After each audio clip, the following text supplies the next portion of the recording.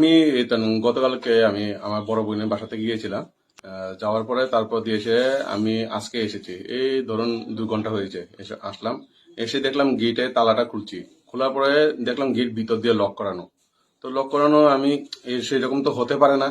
একটু সন্দেহ কিরকম লাগছে, সেরকম তো হতে পারে না। তারপর দিয়ে আমি আমার কাকিকে বললাম, কাকি একটু গেটটা খুলে দাও। কাকি, আমরা তো একবারই পাশে, সেখান দিয়ে কাকি দরজাটা খুলে তারপর দিয়ে এসে গেটটা খুলে দিল। গেটটা খোলার পরে তারপর কাকিও সন্দেহ করছে, আরে গেটটা তো লাগানো, তো কোনো সেরকম কোনো কথা না। তারপর কাকি এখান দিয়ে গিয়ে দেখলো কি, যে রান্নাঘরের দরজাটা খোলা। রান্নাঘরের দরজাটা খোলা দেখে কাকি বললো, ও মা, বাবু রান্নাঘরের দরজাটা খোলা কেন? তাই আমি গেলাম, গিয়ে দেখলাম আরে হতো, এই রান্নাঘর দরজা তো খোলা থাকতে পারে না। তারপর এখান দিয়ে আসে দেখলাম দরজাটা এখান দিয়ে ভাঙা, নিচে দিয়ে ভাঙা। নিচে দিয়ে ভাঙা, তারপর দেখলাম যে রান্নাঘর থেকে, মানে সেটাই বুঝলাম কি, সে হয়তো উপর দিয়ে এসেছে, উপর দিয়ে এসে রান্নাঘরে দরজাটা উপরে খোলা ছিল, ওখান দিয়ে উঠে রান্নাঘরটা খুলে তারপর দিয়ে রান্নাঘর থেকে দা বের করলো, 2টা বটি দা বের করলো, বের করে তারপরে এখান দিয়ে নিচেটা জায়গাটা ভেঙে ফেললো। কি কিনছে?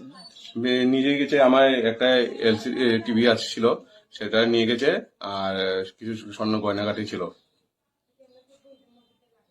2টা আলমারি ভেঙে পুরা নিয়ে গেল। নামটা? নামটা দীপক দেববর্মা। কি দূরে জায়গাটা? কৃষ্ণনগর, প্রগতি রোড। পুলিশকে খবর দেওয়া হয়েছে? পুলিশকে এখন খবর দিয়েছি, এটা আউটপোস্টে, দুর্গাচমনি আউটপোস্টে।